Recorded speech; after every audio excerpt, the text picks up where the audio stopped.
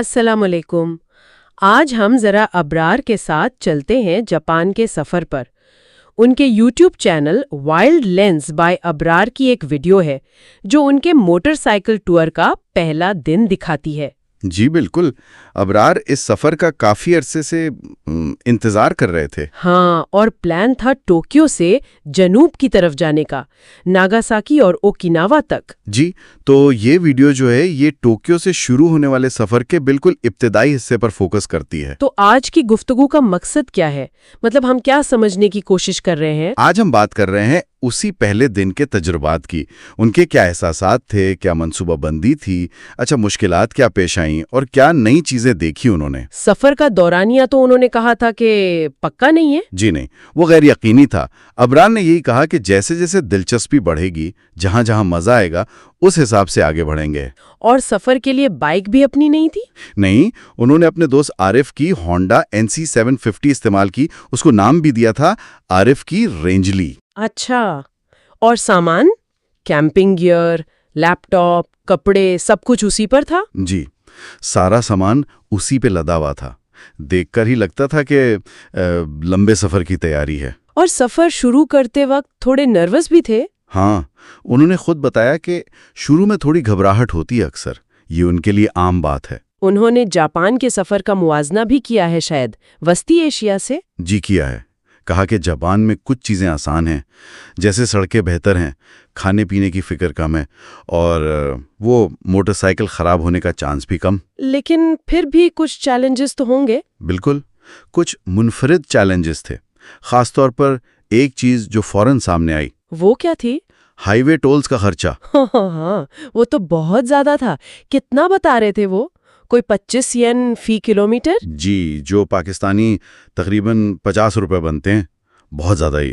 واقعی، صرف 70 کلومیٹر پر انہیں ڈسکاؤنٹ کے بعد بھی 1620 ین دینے پڑے، یعنی کوئی $12۔ جی، اسی لیے انہوں نے فوراً فیصلہ کیا کہ بھئی ہائی وے سے تو بچنا ہے، جہاں تک ہو سکے عام سڑکوں سے جائیں گے۔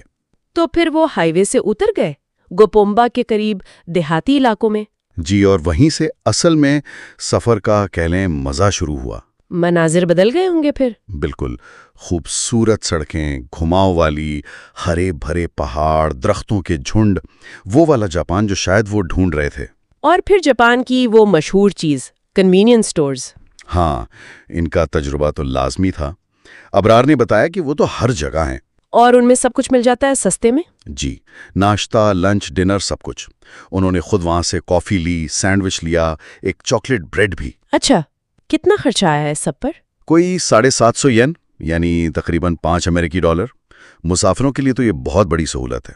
راستے میں ایک خاص جگہ بھی دیکھی انہوں نے، شریاتو آبشار۔ جی، شرایتو فالز، یہ یونیسکو ورلڈ ہیریٹیج سائٹ ہے۔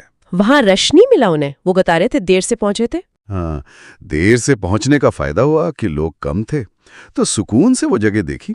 وہاں ایک بڑی آبشار ہے اور ساتھ میں کئی چھوٹی چھوٹی بھی۔ بڑا پرسکون منظر تھا۔ اور دیہاتوں سے گزرتے ہوئے کیسا لگا؟ وہ مناظر انہیں بہت پسند آئے۔ چاول کے کھیت تھے، صاف ستھری سڑکیں، اور شام کو بالکل خاموشی۔ شہروں سے بالکل مختلف ماحول؟ یقیناً۔ ایک دلچسپ بات انہوں نے نوٹ کی کہ دیہات میں قبرستان گھروں کے بالکل ساتھ ہوتے ہیں۔ اوہ، عجیب نہیں لگتا؟ نہیں، وہ بتا رہے تھے کہ اتنے صاف اور خوبصورت بنے ہوتے ہیں کہ کوئی خوف یا وحشت نہیں ہوتی۔ کہہ رہے تھے کہ یہی جاپان دیکھنے وہ آئے تھے۔ پھر شام کو شیزوکا شہر پہنچے۔ وہاں ہوٹل کا کچھ مسئلہ ہوا۔ ہاں، تھوڑی سی پریشانی ہوئی۔ وہ نیویگیشن کی وجہ سے ٹویوکو ان کی غلط برانچ پہنچ گئے۔ اچھا، پھر صحیح جگہ مل گئی؟ جی، مل گئی۔ کمرہ جیسا کہ جاپان میں ہوتا ہے، چھوٹا تھا مگر بہت صاف ستھرا تھا۔ کرایہ کتنا تھا اس کا؟ کوئی $47 جاپان کے حساب سے ٹھیک ہی سمجھا جائے گا۔ اور پھر رات کا کھانا؟ شہر کا مرکز کیسا تھا رات میں؟ وہ روشن تھا، کافی رونق تھی۔ حلال جاپانی کھانے کی تلاش تھی انہیں، لیکن ایک ایرانی کباب شاپ نظر آ گئی۔ تو وہیں کھا لیا؟ جی، وہی رک گئے۔ کباب کی قیمت تھی کوئی 800-900 ین، تقریباً $6۔ تو یہ تھا پہلا دن۔ کافی کچھ ہو گیا ایک دن میں۔ مہنگے ٹول، سستے کنوینئنس سٹور، غلط ہوٹل، خوبصورت آبشار۔ بالکل، ایک طرح سے جاپان کے سفر کی پوری تصویر کا ایک چھوٹا سا حصہ۔ مطلب جدید سہولیات بھی ہیں، خرچہ بھی ہے لیکن ساتھ میں قدرتی خوبصورتی اور سکون بھی ہے۔ ہاں، یہ تضاد بڑا دلچسپ ہے۔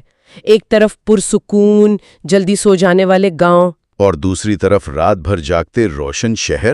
یہ سوچنے والی بات ہے کہ آگے سفر میں ثقافت کے اور کون سے پہلو سامنے آئیں گے۔ یہ ایک سوال ہے جو شاید دیکھنے والے بھی سوچیں گے اگلی ویڈیوز کا انتظار کرتے ہوئے۔